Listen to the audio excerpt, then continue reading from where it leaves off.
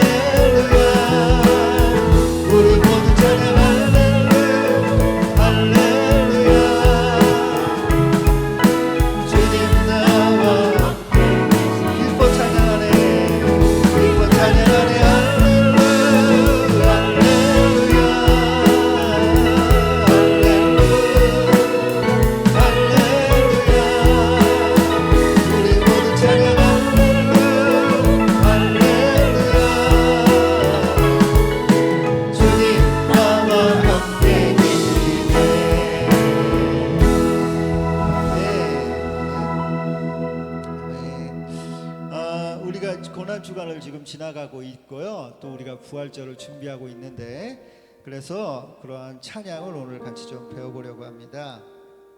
처음 배우면은 좀 익숙치가 않아서 좀 어려울 수도 있는데 이 곡이 또 조금 스케일이 좀 큰 곡이라 처음엔 좀 어려울 수도 있어요. 근데 배우다 보면은 또 익힐 수 있고 또 우리 성도님들이 이 찬양을 잘 하셔야 우리 예수님께서 부활절날 우리 부활하셔서 우리와 함께 하시기 때문에 우리가 처음엔 좀 어렵더라도 익히시면서 같이 찬양하면 좋을 것 같습니다. 우리 주 예수 나의 산 소망 우리 같이 찬양 배우시면서 우리 같이 찬양 드리도록 하겠습니다.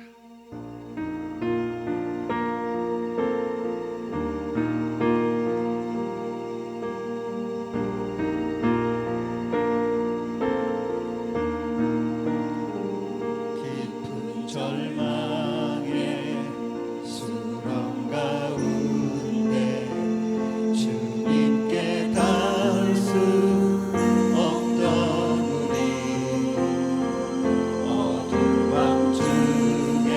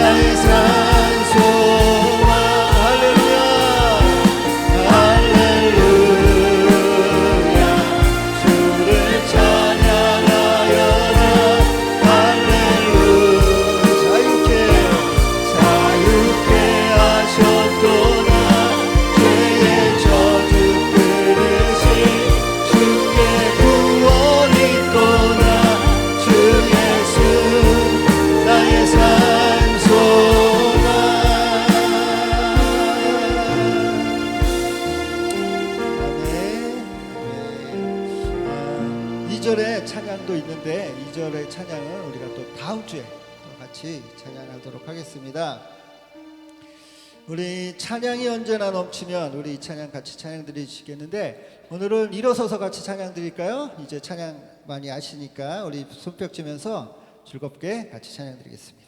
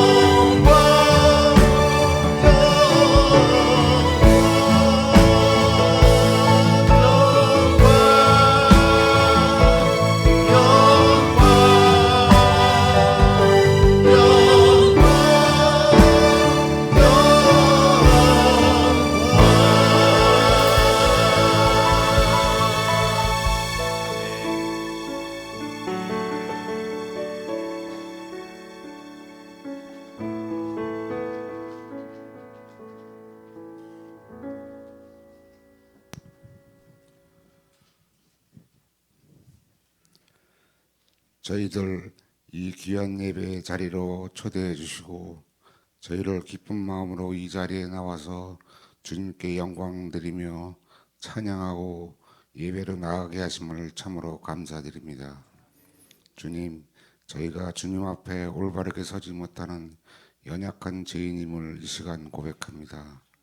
주님, 저희를 붙잡아 주시고 주님 형상 닮아가는 저희들 심령될 수 있도록 주님 도와주시옵소서. 십자가에 흘리신 그 귀한 피로 인하여 저희들 주님 앞에 나와 무릎 꿇고 저희가 가지고 있는 죄와 짐들, 저희가 풀 수 없는 문제들을 주님 앞에 내려놓사오니 주님 해결하여 주시옵소서. 주님, 우리 호산나 교회 몸이 불편하신 권사님과 집사님들이 계십니다. 주님, 직접 한 분 한 분 손수 안수하시고 깨끗하게 치유되는 역사가 일어나게 하여 주시옵소서. 우리 호산나 교회 부흥의 불길이 타오르게 하여 주시옵소서. 주님, 우리 호산나 교회 각자의 가정과 직장과 사업장과 학교에서 그 모든 삶의 현장에서 저희가 주님을 나타낼 수 있도록 도와주시고 저희와 함께하여 주셔서 주님의 귀한 소식을 전할 수 있는 전도자의 삶을 살아가게 하옵소서. 이제 조영일 목사님을 통하여 말씀을 듣고자 합니다. 이 시간 귀한 말씀이 저희들의 삶의 양식이 됨을 믿으며 주의 말씀이 내 말씀 될 수 있도록 저희가 마음을 열고 이 말씀 듣는 귀한 시간 될 수 있도록 주님 인도하여 주옵소서. 김순주 사모님에게도 영육간의 강건함을 주시고 찬양에 인도하시는 유영일 전도사님, 청년부를 인도하는 한상원 전도사님, 주일학교를 인도하시는 김은혜 사모님에게도 영육간의 강건함을 허락하여 주옵소서. 이 말씀을 주님께 부탁드리오며 사랑이 많으신 예수님의 이름으로 기도드립니다.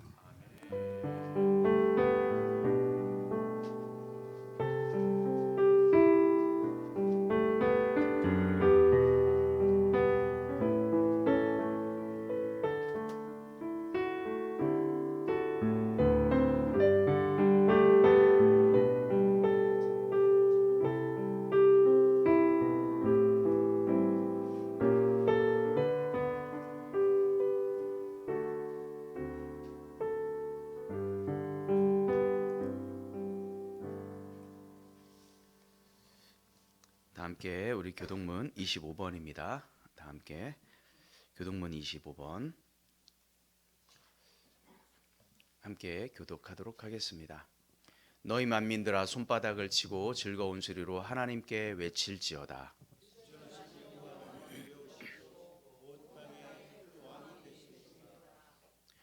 여호와께서 만민을 우리에게 나라들 우리 발 아래 복종하게 하시며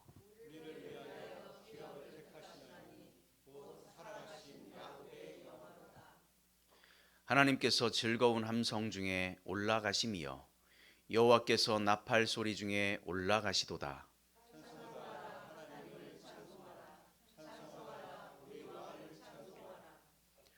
하나님은 온 땅의 왕이심이라 지혜의 시로 찬송할지어다.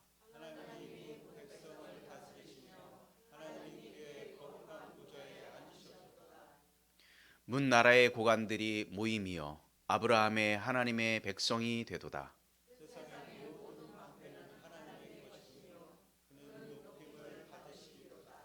아멘. 우리 다 함께 찬송 70장입니다. 찬송가 70장 하나님께 영광 돌리겠습니다.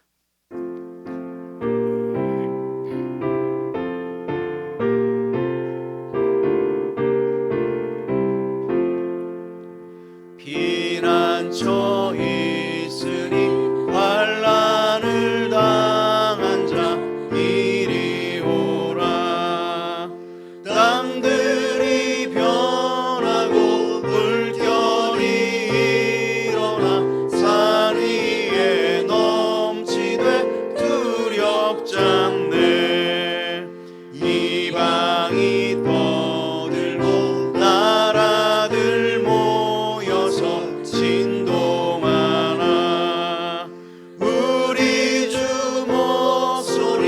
한 번만 바라며 전하의 모든 것 망하겠네.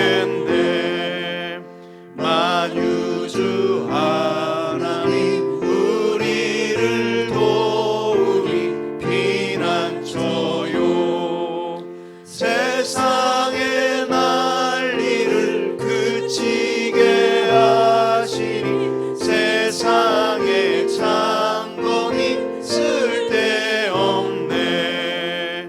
높으신 하나님 우리를 구하니 할렐루야. 괴로움이 심하고 환난이 극하나 피난처 되시는 주 하나님. 아멘. 우리 옆 사람과 한번 함께 인사 나누겠습니다. 샬롬, 잘 오셨습니다. 축복합니다. 감사합니다. 또 온라인으로 오늘 피치 못하여 나오지 못한 우리 교우들 가운데도 하나님의 은혜와 평강이 임하기를 소망합니다. 우리 주일학교 성경 공부 1단계 교육은 3월 4주차에 진행하도록 하겠습니다. 아직 함께하지 못한 분들은 그 시간에 함께해 주셨으면 좋겠습니다. 우리가 영혼을 사랑하여서 정말 전도하는 한 해가 되어야 할 텐데 우리가 그 일에 정말 힘써야 될 줄로 믿습니다. 세상에 어떤 것들 다 소중하지만 그 중에 생명이 가장 소중합니다.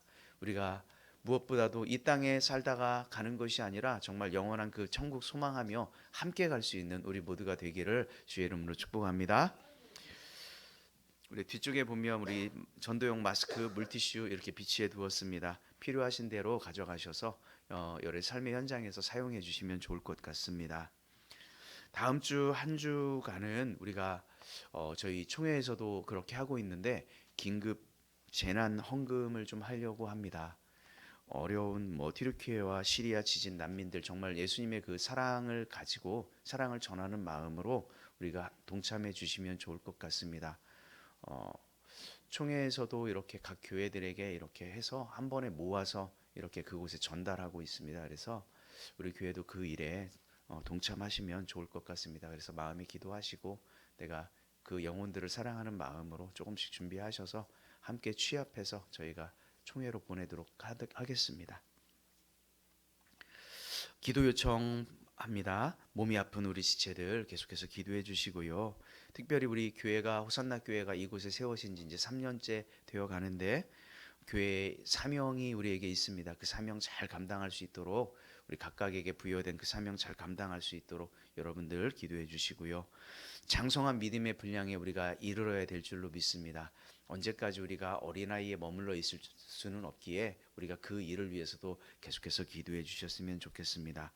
사순절 거룩한 묵상을 위해서 우리가 감사하게 또 우리 밴드에 우리 장로님께서 매일매일 하루하루 묵상할 것들을 이렇게 올리고 계신데 함께 읽어보시고 내가 그 사순절 기간에 실천할 것이 무엇이 있는지 한 번 더 이렇게 생각하고 하나하나 작은 실천을 해가셨으면 좋겠습니다. 그리고 부활주일에 우리가 그 부활의 아침을 기쁨으로 맞이하기 위해서 우리가 또 예년에도 그렇게 했지만 우리가 특별히 찬양도 좀 같이 준비하실 분들은 함께 하셔서 준비해 주시면 좋을 것 같고요. 가정별로 개인별로 다 좋습니다. 기관별로 하셔도 좋고 우리가 그 부활의 아침을 정말 기쁨으로 맞이할 수 있는 그런 시간 되었으면 좋겠습니다. 부활주일 바로 하루 전 주간 고난 주간인데요. 고난 주간에는 저희가 월요일부터 금요일까지 새벽 기도회를 할 계획입니다. 여러분 마음으로 준비하시고요. 특별히 예수 그리스도의 그 고난을 기억하고 또 부활의 영광의 아침을 맞이하기 위해서 우리 그 새벽을 좀 하나님 함께 드리는 그런 시간을 가지려고 합니다. 여러분들 기억하셨다가 그 시간에 꼭 서로 은혜 나눴으면 좋겠습니다. 이 시간에는 우리 서찬혁 형제 나와서 하나님 말씀 봉독하도록 하겠습니다.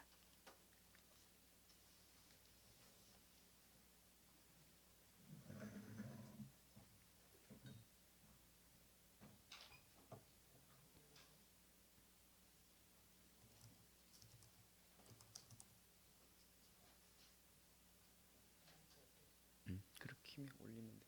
위로 옳지. 오늘 말씀은 스가랴 4장 6절에서 7절까지 말씀입니다. 구약 성경 1316쪽입니다. 봉독하겠습니다. 그가 내게 대답하여 이르되 여호와께서 스룹바벨에게 하신 말씀이 이러하니라. 만군의 여호와께서 말씀하시되 이는 힘으로 되지 아니하며 능력으로 되지 아니하고 오직 나의 영으로 되느니라. 큰 산아 내가 무엇이냐? 네가 스룹바벨 앞에서 평지가 되리라. 그가 머릿돌을 내놓을 때 무리가 외치기를 은총이 그에게 있을지어다 하리라 하셨고. 아멘. 감사합니다. 네, 이 시간에는 우리 최명성 집사님 우리가 주님께 준비하신 예물 드릴 때에 하나님께 봉헌 찬송 올리도록 하겠습니다.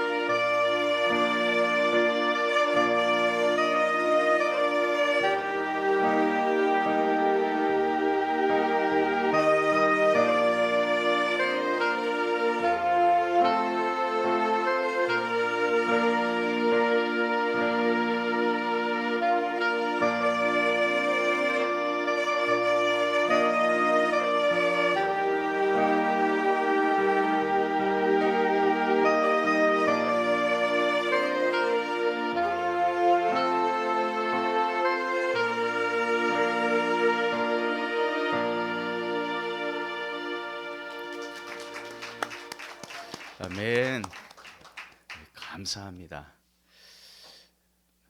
나날이 좋아지고 있습니다. 그래서 이제 늘 이제 제가 이제 같이 이렇게 연습하시는 모습을 늘 보는 것 자체가 사실 은혜스럽습니다. 쉽지 않은데 그거를 매번 이렇게 오셔서 반복하고 이렇게 연습하시는 그런 모습이 정말 감사하고 또 이렇게 하나님께 또 영광 돌릴 수 있는 그 마음이 또 너무 감사하고 그렇습니다. 참으로 고맙습니다. 오늘 말씀은 말씀이 앞서서 참 헌금 기도하고 말씀 나누겠습니다. 하나님 감사합니다.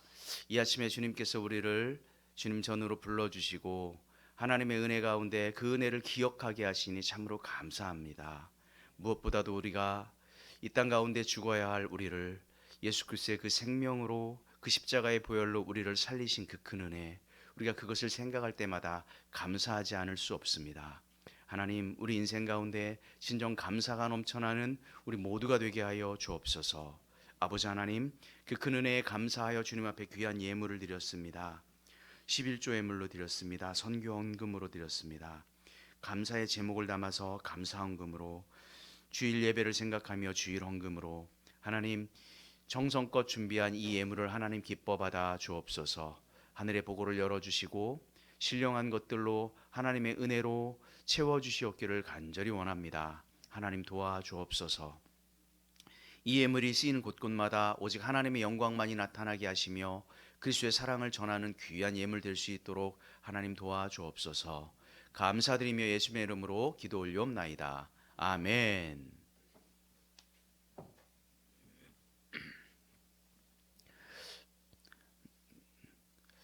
오늘 말씀은 큰 산아 내가 무엇이냐 이런 말씀입니다. 우리 한번 같이 해볼까요? 큰 산아 내가 무엇이냐. 스가랴서 4장 말씀인데요. 이 말씀을 가지고 피차간의 은혜 나눴으면 좋겠습니다. 유다가 이스라엘 남유다가 BC 586년도에 바벨론에 의해서 멸망을 당하게 됩니다. 그래서 멸망을 당하면서 유대에 있었던 그 백성들이 똑똑한 사람들이 다 바벨론으로 포로로 잡혀가게 됩니다. 우리가 잘 아는 바와 같이 다니엘도 잡혀갔고요. 그리고 왕들의 자손들이 막 잡혀갔었죠. 왕들도 끌려가고. 하나님의 역사로 70년의 시간이 지났을 때 바벨론 포로 생활이 끝이 나고 예루살렘으로 귀환을 하게 됩니다. 말이 70년이지 70년이면 두 세대가 벌써 변해버린 그런 시간 아닙니까? 그들이 돌아왔는데 예루살렘에 돌아와 보니 그 돌아온 예루살렘은 정말 그들이 살기에는 너무도 어려운 이런 환경이 되어버린 거죠. 제대로 된 것이 하나도 없습니다. 삶의 터전이 파괴되어 버렸고 솔로몬 성전마저 파괴되어서 그들이 막막하고 답답한 그런 환경들을 보게 되지요.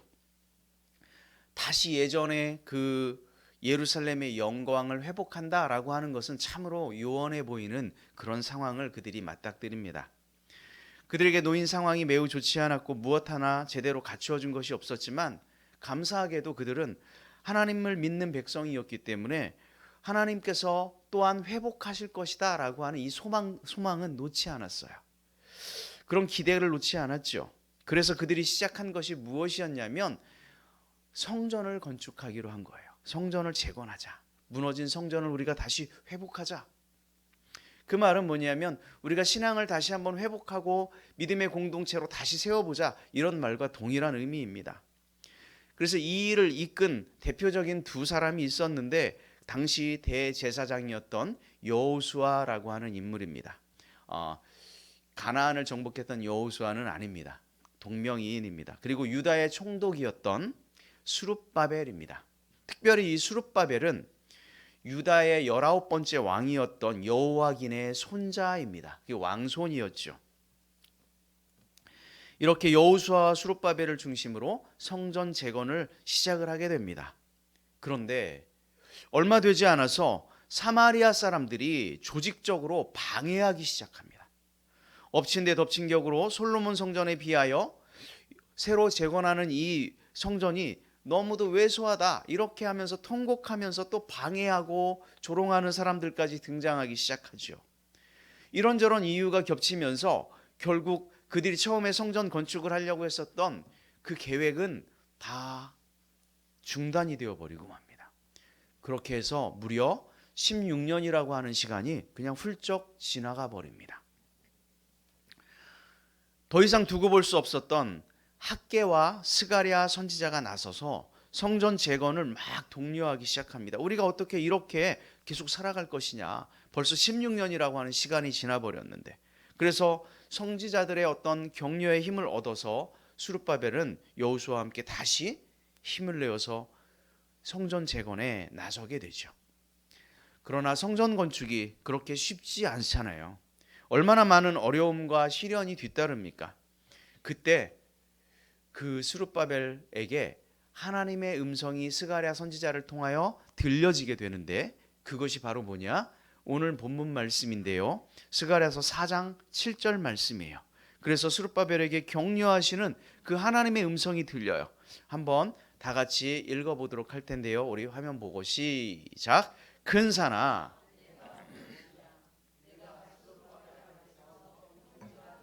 자 그렇습니다. 큰 산아 내가 무엇이냐? 내가 스룹바벨 앞에서 뭐가 되리라? 평지가 되리라. 사실 우리 호산나 교회가 이곳에 세워질 때 그랬습니다. 저는 이곳이 정말 큰 산지였죠.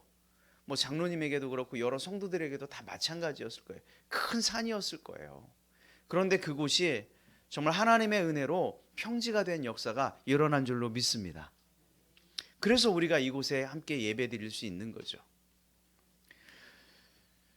무너진 성전을 재건하는 그 모든 일들, 이것이 어떻게 보면 스룹바벨에게 있어서 유다 백성들에게 큰 산이었죠. 성전 건축을 방해하는 모든 대적들, 성전 건축을 할 수 없도록 만드는 그런 불안정한 그 환경들, 그들의 힘과 능력으로는 감당하기 어려운 힘겨운 일, 이것이 바로 그들에게 큰 산이었어요. 하지만 주님은 넘을 수 없고 정복할 수 없는 그 산 앞에서 이렇게 말씀하는 거예요. 큰 산아 내가 무엇이냐? 내가 스룹바벨 앞에서 뭐가 되리라? 평지가 되리라. 이렇게 격려하는 거죠. 사랑하는 여러분 앞에 큰 산이 무엇입니까?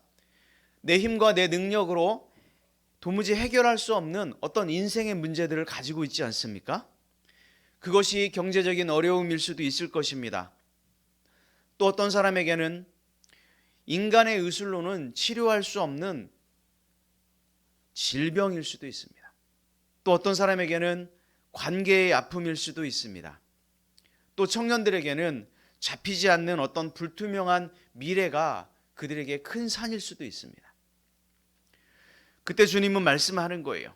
산이 아무리 크고 높다 하여도 그 산 앞에서 기죽지 말아라. 지금 주님이 하시는 말씀이 그 말씀이에요. 포기하지 말고 믿음으로 선포하고 도전해봐라. 큰 산아 내가 무엇이냐? 내 앞에서 평지가 되리라. 지금 이렇게 우리에게 동일하게 말씀하고 있는 거예요. 오늘 이 하나님의 음성이 여러분의 심령 깊은 곳에 울림이 되어 들려지기를 주의 이름으로 축원합니다. 우리 앞에 놓인 큰 산이 평지가 되는 그 역사는 그럼 어떻게 가능했을까요? 어떻게? 첫 번째 이것인데요. 우리 함께 읽어보도록 하겠습니다. 다 같이 시작. 오직 하나님의 영으로 가능합니다. 무엇으로 가능하다 그래요? 오직 하나님의 영으로. 스가랴 4장 6절 말씀을 다시 한번 읽어보도록 하겠습니다. 다 같이 시작. 여호와께서 스룹바벨에게 하신 말씀이 이러하니라. 만군의 여호와께서 말씀하시되 이는 힘으로 되지 아니하며 능력으로 되지 아니하고 오직 뭐로 된다? 나의 영으로 된다. 우리 앞에 놓인 큰 산이 평지가 되는 역사는 오직 나의 영이 누굽니까? 성령입니다. 성령. 우리와 언제나 함께 하시는 그 성령의 힘으로 우리의 연약함을 도우시는 그 하나님의 영으로 산지가 평지가 되는 역사가 일어나는 줄 믿습니다. 여러분에게도 하나님의 영으로 여러분 인생 가운데 놓여 있는 그 산지가, 그 높은 산이 평지가 되는 역사가 나타나길 주의 이름으로 축원합니다. 성전 건축이 왜 중단되었는지 조금 더 살펴보면 사마리아 사람들이 어떤 정치적인 방해와 모함이 있었습니다. 사마리아 사람들이 유다 사람들의 성전 건축 소식을 듣고 처음에는 자기들의 기득권이 빼앗길 것을 이렇게 위협을 당한다라고 생각했어요. 왜냐하면 그들은 끌려가지 않았거든요. 그곳에 조금 살고 있었어요. 처음에는 유다 백성들을 회유하기 위해서 성전 건축을 같이 하자, 자기들의 기득권이 빼앗길까 봐 이렇게 이야기를 한 거예요. 그런데 그들은 하나님만을 섬기는 유다 백성과는 달리 혼합된 이방 신앙을 이미 그들은 가지고 있었어요. 이방 민족들과 혼합되면서 그들의 신앙조차 변질이 되어버렸어요. 그러니까 유다 백성들 입장에서는 사마리아 사람들과 공동으로 성전을 건축하는 일이 절대 좋은 일이 아니었겠죠. 탐탁스러운 일이 아니었겠죠. 그들 또한 사마리아 사람들처럼 이방신을 섬기는 그런 사람들과 성전 건축을 같이 한다라고 생각했을 때 정말 꺼리끼는 일이 되었을 거예요. 그래서 어떻게 해요? 그들의 요구를 거절했죠. 그러니까 사마리아 사람들은 또 어땠을까요? 방법을 바꾼 거예요. 적극적으로 성전 건축하는 것들을 방해하기 시작했어요. 더 중요한 이유가 있었는데요. 스룹바벨은 자신의 힘과 자신의 능력으로 그 일을 하려고 했어요. 스룹바벨은 바벨론에서 자신에게 부여해 준 총독이라고 하는 정치적인 힘으로 일을 시작하려고 했습니다. 행정적으로. 그런데 더 큰 정치적 세력이 방해하기 시작했어요. 그러니까 그 정치력은 곧 한계에 부딪히고 말았죠. 바벨론에서 지원해 줬습니다. 성전 건축하라고. 그런데 지원해 준 물자를 가지고, 그 재원을 가지고, 그 돈을 가지고 일을 시작했지만 백성들이 자발적으로 일을 자신의 힘과 능력으로만 해보려고 했기 때문에 결국은 또 이것 또한 한계에 부딪히게 됩니다. 자신의 능력이 한계에 도달했을 때 성전 건축이 결국은 중단됩니다. 그 이후 다시 시작하고자 하는 마음조차 그들 마음에서 사라져버린 채 16년이라고 하는 그 시간이 흘러버린 거예요. 사회에서는요, 어떤 일을 효과적으로 하기 위해서는 그 사람이 뭘 잘하는지, 무엇에 유능한지 그걸 분석해서 자신의 능력에 따라 일을 해야 한다, 이렇게 가르치죠. 그래서 어떤 직장에 들어가면 직무 능력과 적성에 따라서 그 사람을 적재적소에 맞는 부서에 배치를 합니다. 세상의 일을 추진하고 이루는데 그것은 참으로 적절하고 효과적인 방법입니다. 그런데 믿음의 일이 꼭 그런가? 꼭 그렇지가 않더라는 거예요. 세상의 방법으로 그렇게 하면 정말 잘 될 것 같지만 하나님의 일을 보면 꼭 그렇지 않은 거예요. 세상의 논리, 세상에서 원하는 가장 효과적인 방법, 그것 말고 다른 방법을 성경은 우리에게 제시하고 있어요. 하나님께서 일하시는 방법은 어떤 일을 잘할 수 있는가, 능력 있는 사람을 통해서가 아니에요. 세상의 관점과 그 상식으로 그럴 능력이 전혀 없어 보이는 연약한 사람을 통해서 그 일을 이루어갈 때가 우리는 성경을 통해서 수도 없이 보게 됩니다. 하나님의 방법이 좀 다르다라고 하는 거죠. 스가랴가 오늘 말씀 본문 바로 전에요, 환상을 보게 되는데요. 스가랴가 8가지 환상을 봐요. 그런데 오늘 본문 내용 바로 앞전에 본 환상이 5번째 환상입니다. 그 말씀이 스가랴서 4장 2절 3절에 나와 있는데 한번 같이 보겠습니다. 읽어보겠습니다. 시작. 내가 보니 순금 등단째가 있는데 그 위에는 기름 그릇이 있고 또 기름 그릇 위에 7 등잔이 있으며 그 기름 그릇 위에 있는 등잔을 위해서 7 관이 있고 그 등잔대 곁에 2 감람나무가 있는데 하나는 그 기름 그릇 오른쪽에 있고 하나는 그 왼쪽에 있나이다. 자, 이것이 스가랴가 본 환상이에요. 저희가 이게 보니까 순금 등단째가 있고 기름 그릇이 있고 7개의 등잔이 있고 거기 7 관이 있는데 원어에는 그 관이 한 관에 7개씩 또 있다 그랬어요. 449개의 관이 있다, 이런 말씀이에요. 그런데 그 관 옆에 뭐가 있다 그랬어요? 감람나무가 앞에 강단에 있는 것처럼 여기 등잔대가 있으면 그 옆에 지금 감람나무가 세워져 있는 거예요. 감람나무에서 뭘 추출합니까? 기름. 사진 한번 좀 보여줘 보세요. 마치 이런 거예요. 양쪽에 감람나무가 두 그루가 세워져 있고요. 관으로 연결이 되어 있고요. 7개의 그 등잔대가 있는 거예요. 자, 불을 밝히려면 예전에는 어떻게 했냐면 성전에 가면 저 등잔대가 있어요. 있는데 늘 뭘 보충해 줘야 됐을까요? 그 등잔대를 계속 밝히려면 기름을 보충해 줘야 되는데 누가 보충했겠어요? 제사장이 그 성전에 들어가서 기름을 아침마다 이렇게 보충을 해주는 거예요. 그런데 스가랴가 본 환상에는 그런 게 없어요. 등잔대 좌우편에 오히려 무엇을 갖다 놨어요? 올리브 나무를 두 그루를. 그리고 그곳에 연결되어 있어요. 관으로 연결되어 있어요. 그래서 기름이 끊이지 않고 공급된다라고 하는 사실을 환상을 통해서 보여주는 거예요. 등잔대가 계속 비추려면 그 기름이 끊임없이 공급되어야 되는데 성경에서 이 기름은 무엇을 비유하고 있는 것일까? 바로 하나님의 영, 성령입니다. 성령. 등잔대의 빛이 계속 타오르려면 기름이 공급되어야 되는데 이 기름은 무엇이에요? 성령이에요. 하나님의 영이에요. 하나님의 영. 등잔대가 빛을 발하며 역할을 감당하려면 무엇에 의해서 해야 한다? 성령에 의해서 해야 한다. 그 말을 지금 스가랴의 환상을 통해서 보여주는 거예요. 1차적으로 그 양쪽에 서 있는 이 올리브 나무 두 그루는 하나는 여호수아, 대제사장인 여호수아, 또 하나는 스룹바벨을 의미하지만 조금 더 우리가 그 예언적으로 이렇게 설명을 하자면 대제사장직과 왕직을 성취하는 메시아를 의미한다라고 우리는 볼 수 있습니다. 그러니까 이 등잔이 계속해서 빛을 내려면 하나님으로부터 어떤 힘을 공급받아서 그 빛을 내야 한다, 이 말이죠. 우리의 삶을 통하여 역사하시는 그 공급하심, 성령님의 공급하심이 없다면 우리가 하는 모든 것들이 나무에서 떨어져 생명이 없는 죽은 나무와 같은 가지가 될 것이다. 성령의 능력을 공급받지 않으면 마치 꺼져버린 등불과 같을 것이다. 이 환상을 스가랴를 통해서 보여주고 있죠. 그러면서 하신 말씀이 바로 뭐예요? 이 큰 산하 무엇이냐? 내가 뭐가 되리라? 평지가 되리라.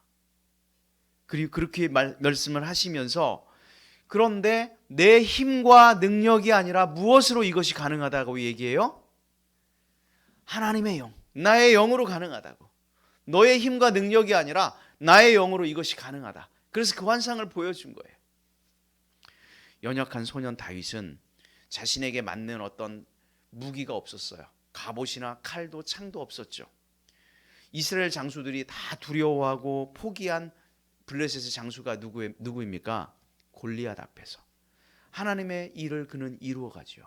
그렇게 연약한 다윗이 아무 무기도 갖추어지지 않은 채 그는 골리앗을 물리쳐요. 그러면서 이런 이야기를 합니다. 너는 칼과 창과 단창으로 내게 나아오지만 나는 무엇을 힘입어? 만군의 여호와의 이름으로, 내가 모욕하는 이스라엘 군대의 하나님의 이름으로 내가 나아간다. 이렇게 하고 돌멩이 하나 집어서 던졌는데 그 골리앗이 쓰러지지 않습니까? 이것이 정말 그 돌멩이 하나 때문에, 다윗의 힘 때문에 그 일이 일어났겠습니까? 아니죠.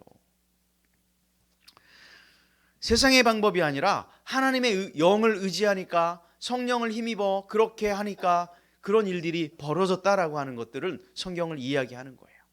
사사기 6장에 우리가 잘 아는 사사가 등장합니다. 기드온이라고 하는 사사입니다. 기드온이 이스라엘 백성들이 미디안의 침략을 받을 때 이스라엘 백성들을 구원하고 미디안 군사들을 물리친 아주 기드온과 300용사, 참 유명한 단어죠. 당시 이스라엘 백성들은 미디안 군사들이 수확할 때만 되면, 딴 때는 쳐들어오지도 않다가 곡물을 수확하고 이제 막 걷어들이려고 할 때 그때 쳐들어와 가지고 뭘 다 뺏어가요? 곡물을 다 뺏어가는 거예요. 압수당하고 고통당하고 압제를 받았어요. 하나님께서 기드온에게 이스라엘 백성을 구해라. 너희 백성을 제발 구해라. 그런데 그때 기드온이 뭐라고 이야기하냐면, 보소서 나의 집은 므낫세 중에서 극히 약하고 나는 내 아버지 집에서 제일 작은 자니이다. 자기 자신을 그렇게 소개해요. 너무도 연약한 사람 기드온이었어요.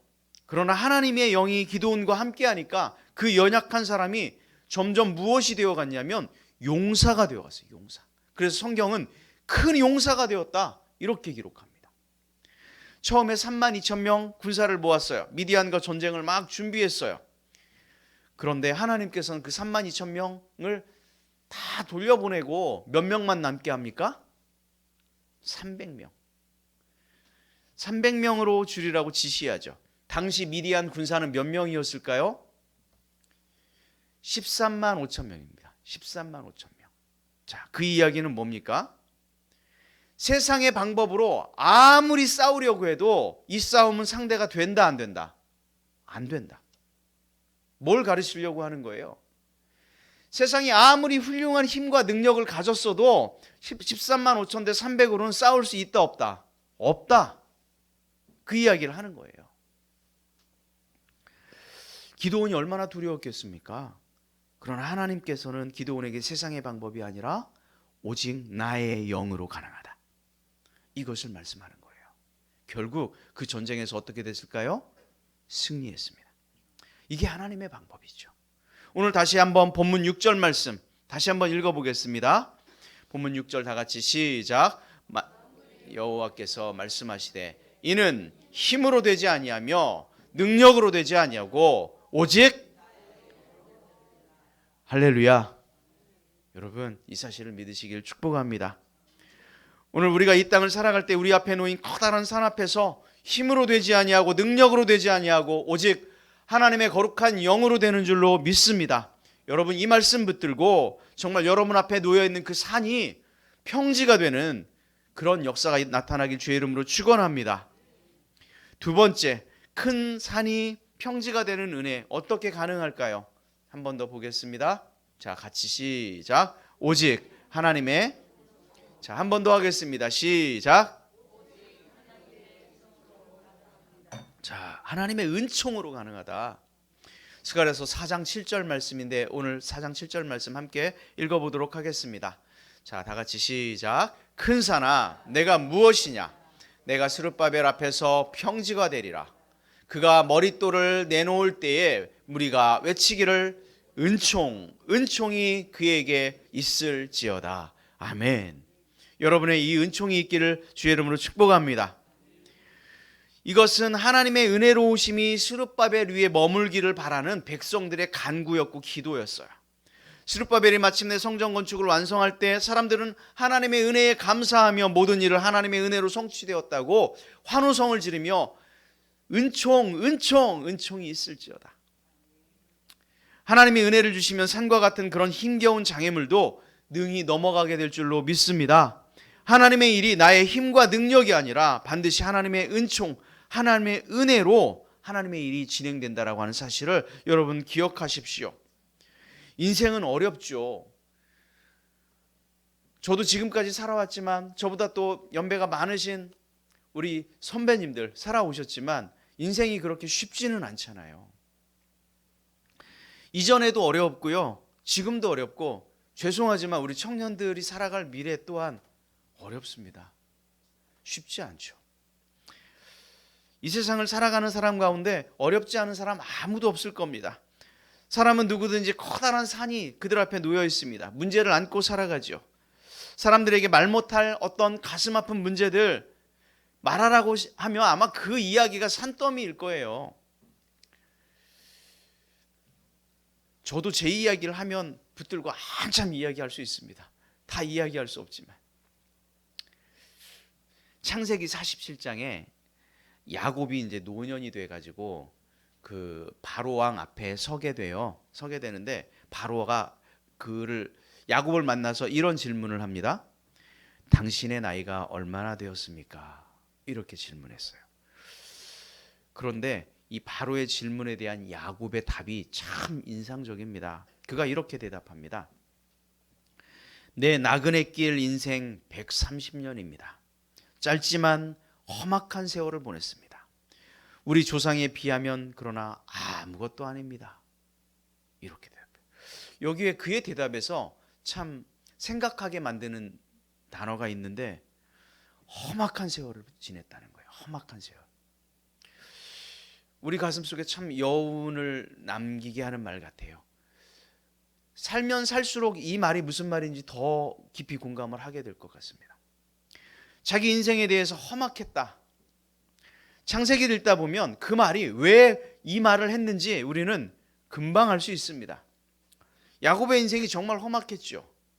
뱃속에서 태어날 때부터 차자로 태어나니까 누구의 발목을 붙들고 태어났어요? 쌍둥이 그 형 발목 붙들고 태어났죠. 의식도 없는 갓난뱅이가 본능적으로 아마 위기의식을 느꼈는지 모르겠습니다.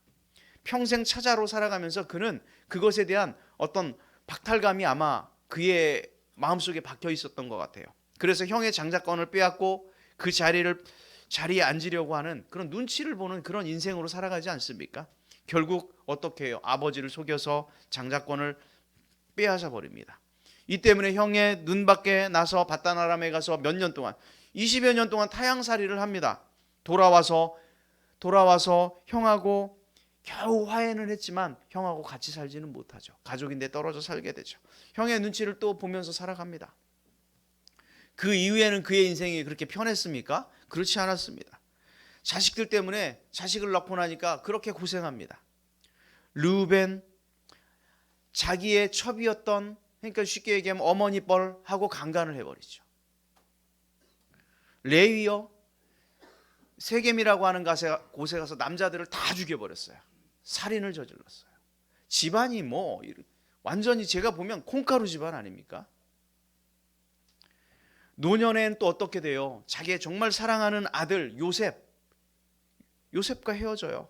아들은 죽은 줄 알았어요. 여러분, 부모님이 돌아가시는 것도 힘들지만 자식이 부모보다 먼저 죽었다라고 하는 이것이 아마 훨씬 더 힘든 일일 거예요. 평생 안고 살아가야 되는 일이잖아요. 그런 슬픔 가운데 살아갑니다. 더욱 힘들게 했던 건 그 또한 나그네 인생이었다라고 하는 거예요. 평안히 발 뻗고 잘만한 땅이 그에게 없었어요. 고향을 잃어버린 사람들이었고 여전히 안식할 곳이 없는 방황하는 나그네 인생을 살았다. 그러니 그의 말이 딱 맞지 않습니까? 내 인생이 정말 험악했다고. 어쩌면 우리 모두가 자기 인생을 되돌아보면 이런 말 다 할 거예요. 내가 이렇게 평탄하게 살았다, 이런 말보다는 정말 내 인생도 질고가 많았다, 산전수전 다 겪었다, 이런 말들을 하지 않겠습니까? 어떤 사람들은 순탄한 사람이 있을지 모르지만 우리 때로는 병으로, 물질로, 사업으로, 인간관계로, 때로는 자녀의 문제로, 또 미래의 문제로 아마 험악한 세월을 살지 않은 사람이 누가 있겠습니까? 그런데 이런 험악한 나그네 인생 속에서도 하나님께서는 그 야곱을 놓지 않았다라고 하는 사실입니다. 하나님의 은혜와 하나님의 은총이 야곱의 인생과 그들 가운데 있었습니다. 그래서 하나님께서 험악한 사건들 속에서도 그 생명을 보존하시고 그를 성숙한 믿음의 사람으로 차근차근 변화시켜 갑니다. 성경을 통해 거짓말장이었던 그 한 인간이 성숙한 믿음의 사람으로 변화되어 가는 것을 우리는 성경을 통해서 너무도 잘 알고 있습니다. 그 이야기는 무엇입니까? 야곱에게 뭐가 임했다? 하나님의 은총이, 하나님의 은혜가, 잡초 같은 인생에게 베푸시는 하나님의 놀라운 은혜가 그의 인생 가운데 있었다라고 하는 것을 우리는 알게 됩니다. 그래서 이사야서 선지자는 41장 14절에 야곱을 향해서 이렇게 이야기해요. 버러지 같은 너 야곱아, 이렇게 불렀어요. 옛날 성경에는 지렁이 같은 너 야곱아, 다른 번역에는 벌레 같은 야곱아, 뭐 하나 편하게 부른 호칭이 없어요. 야곱은 버러지 같았고 지렁이 같았고 벌레 같은 그런 존재였다는 거죠. 한마디로 야곱은 정말 모진 잡초와 같은 사람이었어요. 그런데 그런 야곱을 하나님께서 은총을 베푸시고 은혜를 베푸셔서 이스라엘 민족의 조상으로 삼지 않습니까? 어떻게 이런 하나님의 역사가 나타나요? 이걸 무엇으로 설명할 수 있습니까? 하나님의 은혜, 하나님의 은총. 이것이 아니면 도무지 설명할 수 없는 그의 인생을 보게 되죠. 우리가 아는 바와 같이 사도 바울, 그 또한 그런 인생을 살았습니다. 사도 바울 고린도전서 15장 10절에 있는 그의 고백을 한번 우리 또한 읽어보려고 합니다. 같이 읽어보겠습니다. 다 같이 시작. 그러나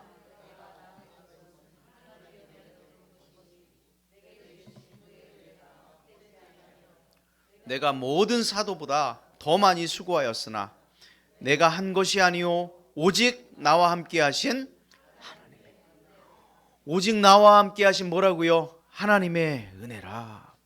사도 바울의 절절한 고백 아닙니까? 파란만장한 삶을 살았던 바울의 고백이에요. 사도 바울에게서 하나님의 은혜가 자신이 가지고 있었던 모든 기득권들을 버리는 것이 하나님의 은혜였다. 예수의 생애와 그의 죽음, 부활을 믿는 사람들을 찾아가서 처단하던 그런 인생이 초대교회의 그 박해자였던 그가 지금 사도가 되었습니다. 이것이 은혜였다. 그가 세상의 기준과는 전혀 다른 하나님의 하나님의 세계를 발견한 것, 이것이 은혜였다. 그렇게 고백합니다. 그로 인해 고통을 당하였을지라도 즐거워할 수 있는 그 심령이 하나님의 은혜였다. 지금 그의 고백을 듣고 있는 거예요. 스스로 수고한 것조차, 내가 정말 수고하고 애쓴 그것조차 하나님의 은혜였다. 여러분의 인생이 어때요? 하나님께서 베푸신 은혜를 여러분 하나하나 되돌려 생각해 보십시오. 하나님의 은혜가 정말 놀랍지 않습니까? 전혀 받을 자격이 없는 사람에게 값없이 베푸시는 그 하나님의 구원의 선물, 우리는 모두 그것들을 받았지요. 야곱의 생애를 변화시킨 것, 바울의 마지막 고백, 다 모두 다 한결같이 하나님의 은혜인 줄로 믿습니다. 찬양 중에 보면 그 찬양이 있어요. 내가 누려왔던 모든 것들이, 내가 지나왔던 모든 시간이, 내가 걸어왔던 모든 순간이 당연한 것 아니라 뭐였다? 은혜였어. 해가 뜨고 저녁의 노을, 봄의 꽃향기와 가을의 열매, 변하는 모든 계절에, 숨을 쉬며 모든 순간이, 꿈을 꾸는 모든 순간이 하나님의 은혜였다. 우리가 이곳에서 예배할 수 있는 모든 것이 하나님의 은혜인 줄로 믿습니다. 하나님의 은혜를 받으니까 지렁이 같고 벌레 같고 버러지 같고 잡초 같은 인생에게 소망이 생기고 내일이 생기죠. 하나님의 은혜로 핍박자 사울이 세계에 복음을 전하는 위대한 전도자 바울이 됩니다. 어찌 그들 앞에 높은 산이 없었겠습니까? 어쩌면 우리보다 훨씬 더 높은 그런 험악한 산들이 그들의 인생 가운데 왜 없었겠습니까? 그러나 하나님께서는 그 험악한 산들을 은혜로 바꾸신 줄로 믿습니다. 평지로 바꾸신 줄로 믿습니다. 여러분, 하나님의 은혜를 사모하길 주의 이름으로 축원합니다. 하나님의 은혜를 받으면 고통 중일지라도 춤추는 역사가 나타날 줄로 믿습니다. 하나님의 은혜를 받으면 모든 환경을 역전시키는, 높은 산을 평지로 바꿔버리는 그런 놀라운 역사가 나타날 줄로 믿습니다. 하나님의 사람에게 우연이 없습니다. 저절로 되는 것이 아니라 하나님의 은혜를 사모할 때, 하나님의 은혜가 임하여질 때, 그 고달픈 높은 산이, 험악한 그 높은 산이 평지가 되는 줄, 그 역사를 경험하기를 주의 이름으로 축원드립니다. 말씀을 정리하겠습니다. 제가 예전에 한번 여러분들에게 한번 말씀을 예화로 말씀드린 것 같아요. 가난한 노동자였던 가쉬라트 만지히라고 하는 인도의 그 한 사람입니다. 비하르주의 아내와 함께 살고 있었죠. 어느 날 아내가 크게 다쳤습니다. 그래서 병원에 데리고 가야 되는데 이 병원까지 거리가 너무 먼 거예요. 한 70km를 가야 되는데 똑바로 가면 금방 갈 길을 거대한 산이 그를 막고 있었어요.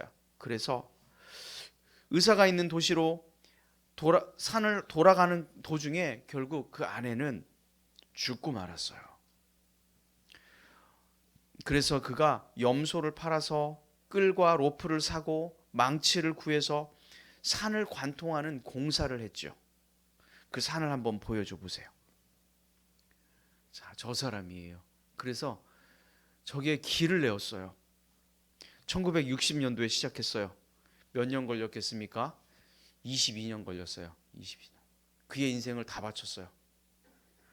밤낮을 가리지 않고 일했어요. 그래서 도로를 만들었어요. 이것이 어떻게 보면 사랑의 힘 아니겠습니까? 사랑의 힘으로도 산을 평지가 되게 해버립니다. 사람의 사랑의 힘도 이런 일을 해낼 수 있는데 하물며 우리를 사랑하시는 그 전능하신 하나님께서 우리를 위하여 아끼시지 않고 무슨 일이든 못하겠습니까? 로마서 8장에 보니까요, 자기 아들을 아끼지 아니하시며 우리 모든 사람을 위하여 내어주시니가 어찌 그 아들과 함께 모든 것을 우리에게 주시지 아니하겠느냐. 인생은 누구나 큰 산이 있지요. 그 산을 오르는 것 쉽지 않고 정말 고단한 일입니다. 그러나 우리가 성령을 의지하고 하나님의 은혜를 구하며 당당히 맞서길 주의 이름으로 축원합니다.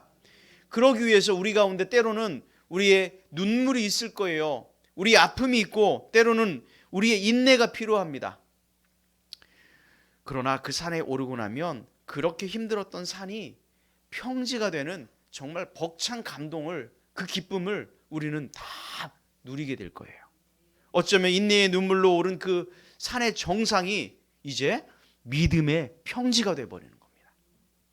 스룹바벨에게 성전 건축이라고 하는 이 높은 산, 그 산을 올라야 했습니다. 수많은 험한 것들이 그들 기다리고 있었죠. 그러나 하나님께서 반드시 그 일을 이루셨습니다. 사도 바울에게도 그를 막아서는 산들 앞에서 그는 이렇게 선포합니다. 내게 능력 주시는 자 안에서 내가 모든 것을 할 수 있느니라. 그렇습니다. 우리 모두 선포하시길 바랍니다. 절 따라 한번 해보십시오. 여러분 스스로에게 하나님의 위로의 음성이 들려지길 주의 이름으로 축복합니다. 큰 산아, 내가 무엇이냐? 내가 무엇이냐? 내 앞에서 평지가 될지어다. 여러분 고백한 대로 될 줄로 믿습니다. 큰 산아, 내가 무엇이냐? 오직 하나님의 영으로 평지가 될지어다. 큰 산아, 내가 무엇이냐? 오직 하나님의 은혜로, 하나님의 은총으로 평지가 될지어다. 아멘. 우리가 믿음으로 선포하고 당당하게 나아가셔서 그런 평지가 되는 그 은혜를 누리길 주의 이름으로 축원합니다. 우리 앞에 놓여있는 큰 산이 하나님의 영으로, 오직 하나님의 은총으로 평지가 되는 역사를 경험하는 우리 모두가 되길 주의 이름으로 축원합니다. 이 시간 함께 자리에 일어나셔서 찬양하려고 합니다.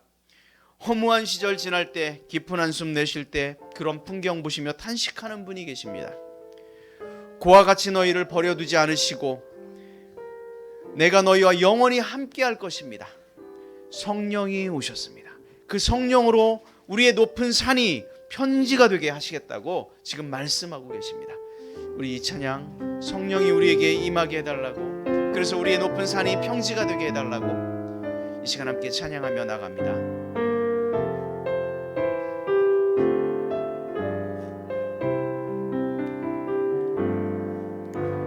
허무한 시절 지날 때, 깊은 한숨 내쉴 때 그런 풍경 보시며 단식하는 분 있네. 고와 같이 너희를 버려두지 않으리. 내가 너희와 영원히 함께하리라. 억눌린 자, 갇힌 자, 억눌린 자, 갇힌 자, 자유함이 없는 자, 피난처가 되시는 성령님 계시네. 주의 영이 계신 곳에 참 자유가 있다네. 진리의 영이신 성령이 오셨네. 성령이 오셨네. 성령이 오셨네. 성령이 오셨네. 내 주위에 보내신 성령이 오셨네. 우리 인생 가운데 친히 찾아오셔서 그 나라 꿈꾸네. 성령이 오셨네. 성령이 오셨네. 성령이 오셨네.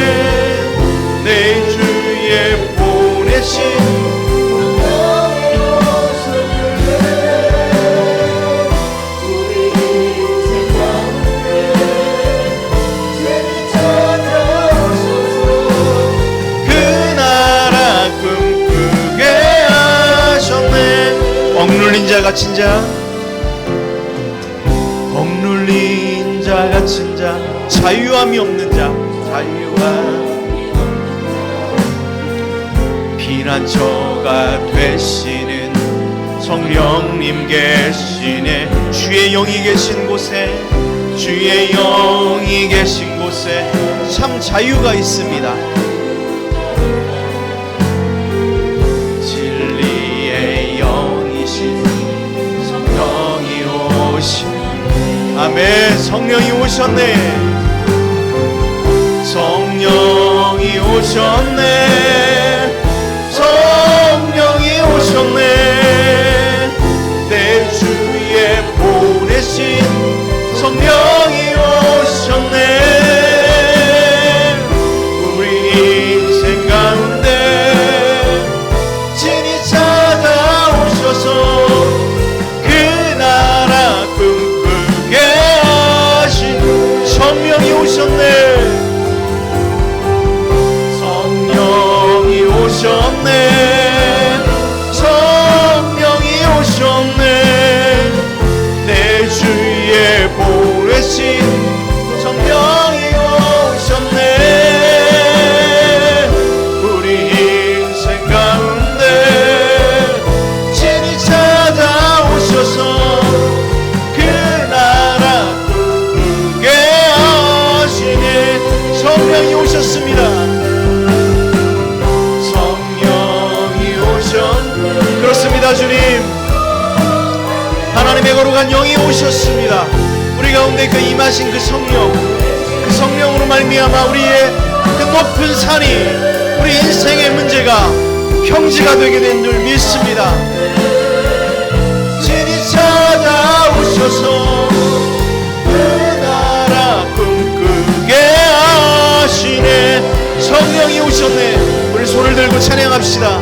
성령이 오셨네. 성령이 오셨네. 내 주에 보내신 그 거룩한 성령이 우리 인생 가운데, 여러분 한 분 한 분 가운데 오셨습니다. 우리 인생 가운데 진히 찾아 우리의 높은 산들을 평지로 만들 것입니다. 성령이 오셨네. 성령이 오셨네.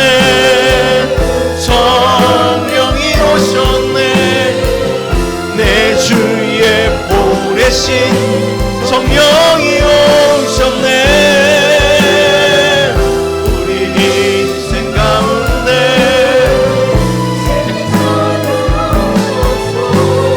그 나라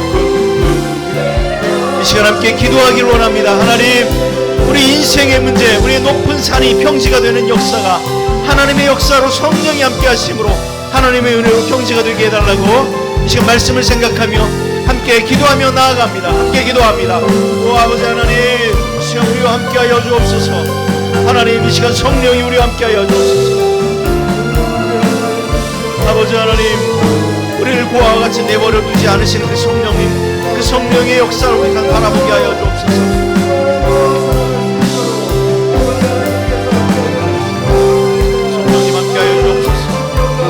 성령이 우리와 함께하여 주옵소서. 우리의 높은 산이 평지가 되게 놀라운 역사가 임하게 하여 주옵소서. 우리 인생의 문제를 놓고 기도합니다. 아버지 하나님의 건강의 문제를 놓고 기도합니다. 미래의 문제를 놓고 기도합니다. 하나님, 우리와 늘 함께 하시는 그 하나님, 우리의 높은 산들이 평지가 되어지는 놀라운 역사가 나타나게 하여 주옵소서. 높은 산이 평지가 되게 하여 주옵소서. 우리 인생이 높은 산들이 평지가 되게 하여 주옵소서. 하나님 함께 하여 주옵소서. 성령으로 함께 하여 주옵소서. 하나님의 거룩한 영으로 함께 하여 주옵소서. 우리가 함께하는 놀라운 역사 보존히 나타나게 하여 주옵소서. 큰 산이 무엇이냐, 큰 산아 내가 무엇이냐, 평지가 되리라. 하나님의 말씀, 하나님 내 생각에 임하는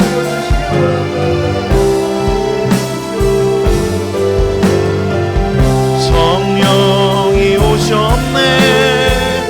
성령이 오셨네. 내 주에 보내신 성령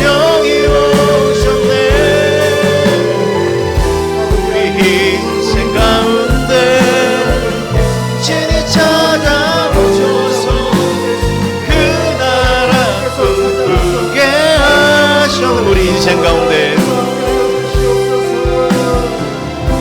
우리 인생 가운데 친히 찾아오셔서 그 나라 하시네.